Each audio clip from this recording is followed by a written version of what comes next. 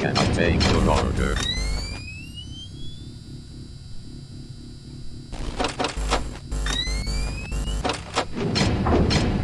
Can I take your order?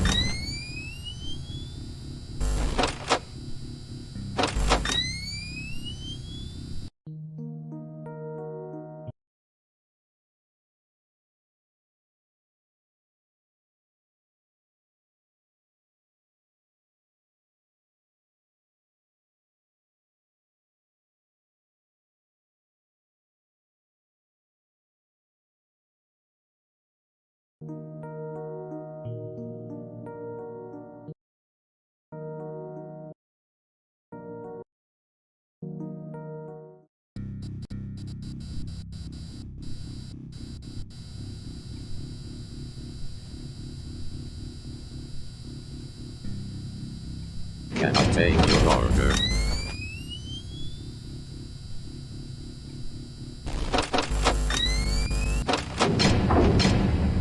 Can I take your order?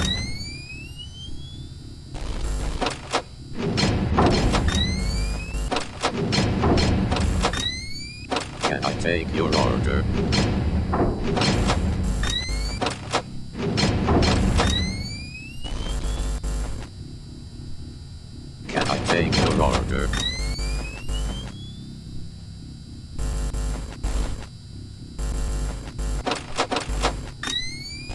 Can I take your order?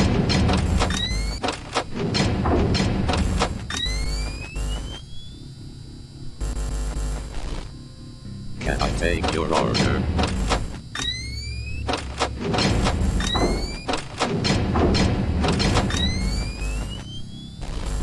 Can I take your order?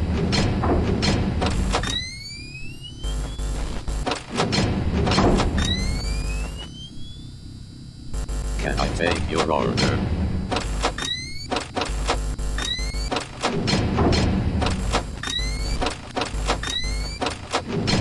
Can I take your order?